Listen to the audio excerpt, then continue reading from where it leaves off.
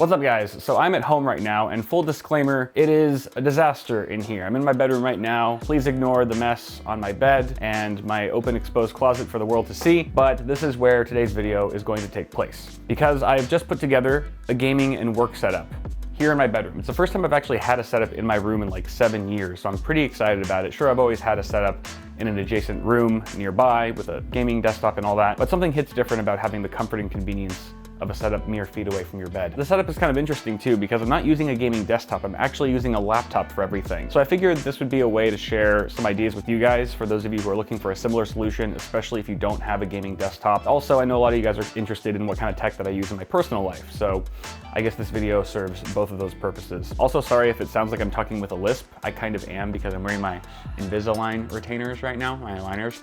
It's gross, I know, but it also makes it really hard to talk, so sorry about that in advance.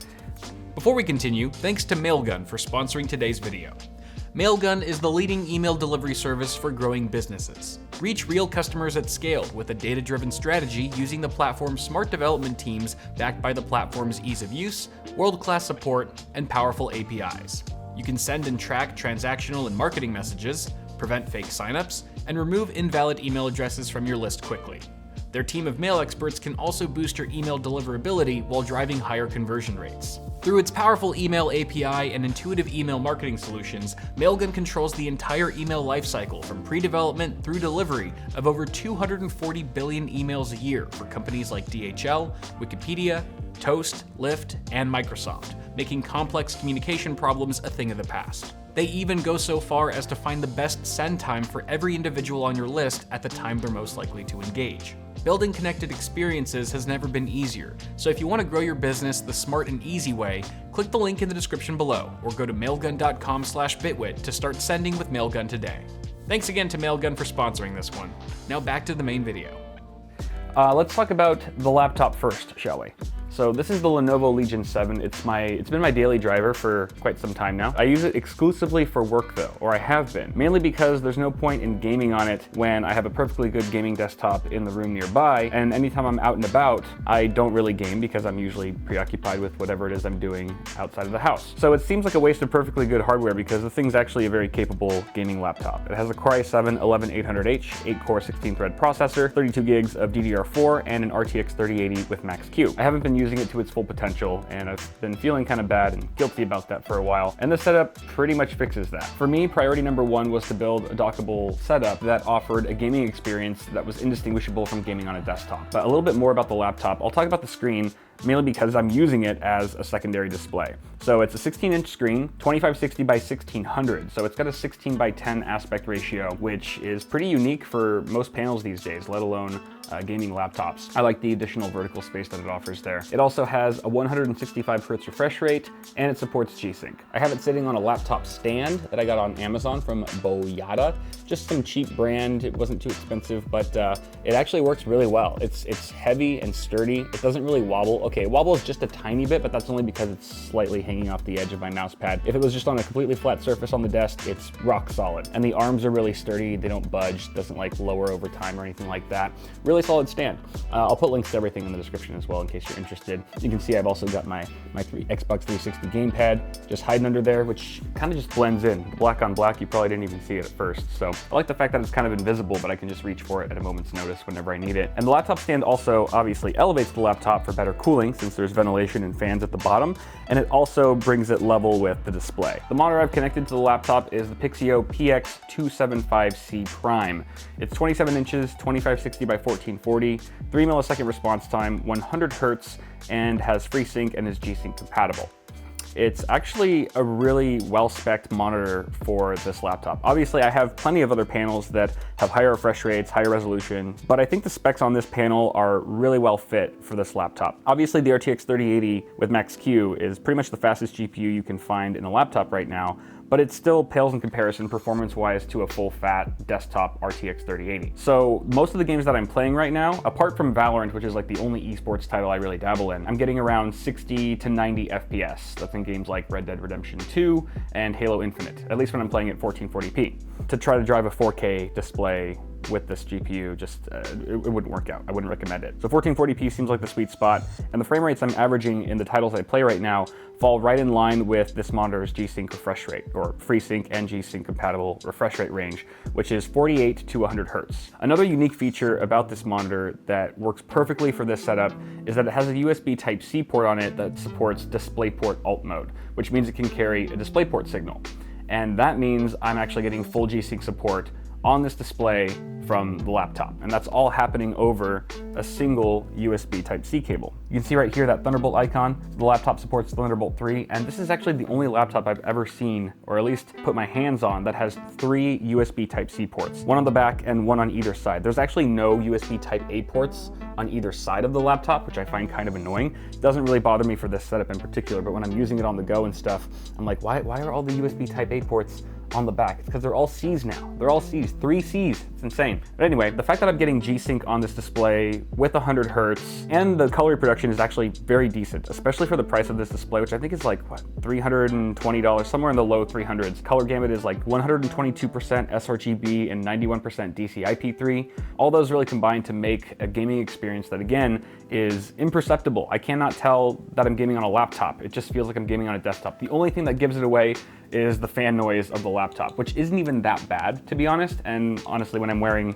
the headset, it just completely goes away anyway. The other thing about the USB-C port on this monitor is that it supports 65-watt charging. So it doesn't really do me much good because I'm gaming on this laptop, which comes with a 300-watt power brick. But if I'm using like a lower powered laptop like this Lenovo ThinkPad, hi kitty, say hi, you're boring. If I'm using this like Lenovo ThinkPad, or those of you who use like MacBook Airs or whatever, MacBooks in general, you can pretty much just charge this with that USB-C port. So you don't even need a power adapter, which just makes the whole dockable setup that much more convenient and awesome, especially for those of you who are like working from home and not necessarily gaming on your setups. We also have an HDMI port on this monitor to which I've connected my Nintendo Switch. I haven't used my Switch in a really long time, but I started using it again for Pokemon Arceus. I've been diving into that rabbit hole recently, really been enjoying the game, and it's super nice to just be able to have a place to play it instead of having to go out to the living room every time and game on the big screen TV, which I don't always feel like doing. Sometimes I want something that's just more, at a desk. I think I like playing games at a desk much more than on a couch and things like that. But for audio on the Switch, I'll either use the built-in speakers of the monitor, which aren't that great, as you might expect, or I'll use my AirPods, which I've connected via Bluetooth to the Switch as well. One thing about the monitor stand, it does come with a really nice stand. Features pan, swivel, and tilt, can also be rotated 90 degrees. It's completely toolless, very sturdy. It's a quality stand, but because this desk is so compact, I wanted to save as much space on the desk as possible, so I did get a third-party arm, and I think it's from Huanuo, some Chinese brand, got on Amazon for like 40, 50 bucks, something like that. It's got a gas spring. It's pretty beefy, and it saves so much room on the desk and also allows me to just position the monitor perfectly right next to the laptop so that they're both level with each other. My keyboard is the Keychron K4. You guys recommended this to me on Twitter. I asked you guys for recommendations for a good wireless mechanical keyboard. Keychron kept popping up time and again, so I finally pulled the trigger. I actually accidentally purchased the wrong one initially. Where the heck is the keyboard? I originally purchased this earlier this week, which is also a K4, but it's only white LED, not RGB. And I got the Gateron blue switches, which I hate. They're too clicky, too loud. So I'm gonna return that, and instead I traded it in for one with Gateron red switches, which feel and sound a lot nicer, in my opinion. And also RGB lighting, duh. This is actually a Bluetooth or wired keyboard. You can use it in either mode. Right now it's in wired mode. What I like about that is that it can clean up cable management in a pinch. If I ever just want a super clean environment, I can take this out. I also put a little cable management tie back here so my cable doesn't fall down. And obviously the keyboard can still work wirelessly. And then I can use that cable to charge other devices like USB-C devices like my headset, for example, without losing functionality of the keyboard. The other thing I really like about this keyboard is that it's so compact that you almost wouldn't notice it has a full 10-key number pad. It's really important to me. I love number pads. I use them all the time. As much as I love my custom-built GMMK Pros, I still miss out on that numpad experience. So it's nice that I have that, but still retain a very compact form factor with this keyboard. I kind of get to have my cake and eat it too. The mouse is the Logitech G502 Lightspeed. It's a wireless mouse. This is only maybe, what, 2 or 3 years old now, this wireless version, but the original G502 came out like almost a decade ago, I want to say. It's been around forever. It's a legendary mouse, and the shape of it hasn't really changed over the years. It's kind of one of those things where it's like, if it's not broken, don't fix it. And the shape of this thing is just so nice. It's very ergonomic. Obviously, everything's subjective, but I think it fits my hand perfectly. I love the feel of the switches. There's a lot of buttons, programmable buttons, but without feeling overwhelming and obnoxious. The optical sensor is fantastic, and there's imperceptible latency. This thing is light speed. I mean, it's aptly named. It is so fast, I don't notice anything. It feels like I'm gaming with a wired mouse. Then it also has a tunable weight system, which I think I've put an additional 8 grams of weight in there. I know all of you super lightweight mouse people are dying inside, but I'm still old school, kind of a boomer when it comes to my mice. I like them with a little bit of heft still. I also have my BITWIT mouse pad. This is the BITWIT Ensemble 1 mouse pad in Stealth. This is a Stealth 2.0 model. At first I thought it was gonna be too big for this desk, but I actually love the way it fits. I think it does a good job of covering a lot of the surface of the desk to protect it. It also gives plenty of tracking area for the mouse and room for the keyboard without them feeling cramped, and it just looks fantastic, obviously.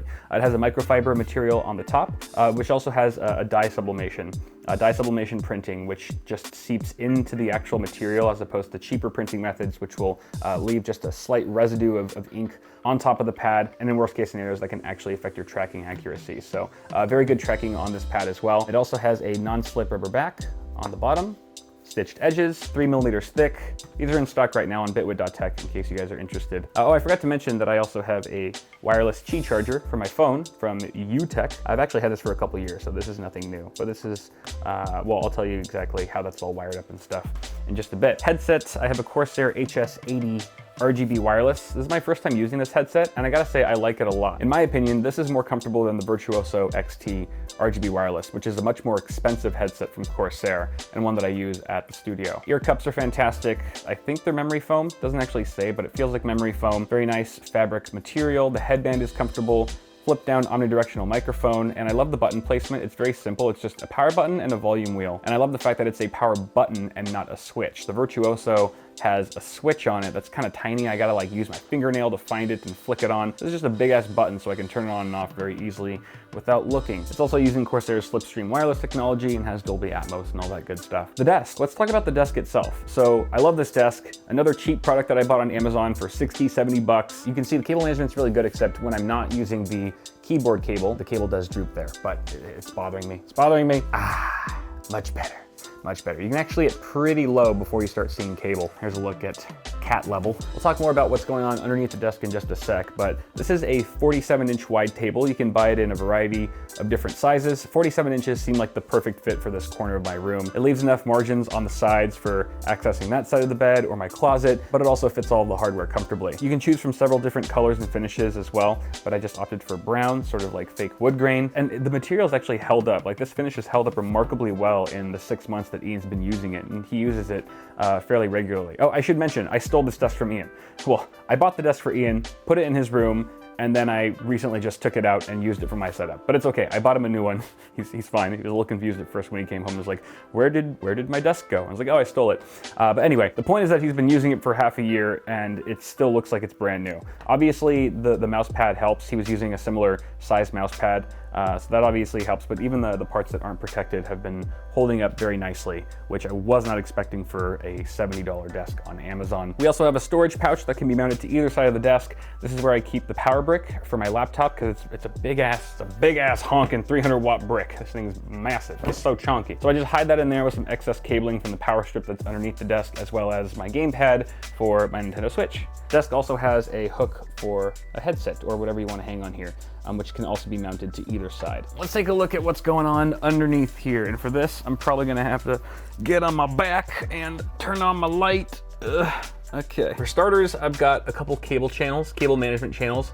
There's 1 and 2, tucks everything nicely away. And then we also have a power strip with, I think, 6 outlets, I should say, and then 4 USB Type A ports. I've got my wireless Qi charger connected to one, and then a micro USB cable connected to another that you can see terminates right here with another cable tie behind the desk so it doesn't fall down, but I can pull it up in a pinch if I want to start charging my my wireless mouse. Right next to the power strip, I mounted a StarTech 7-port USB hub. This is all going back to the laptop over a single USB Type-C port. So again, it's really nice that that laptop has 3 USB-C ports. From that one USB-C port, we're getting a lot of connectivity here. The wireless receiver for my Xbox 360 controller.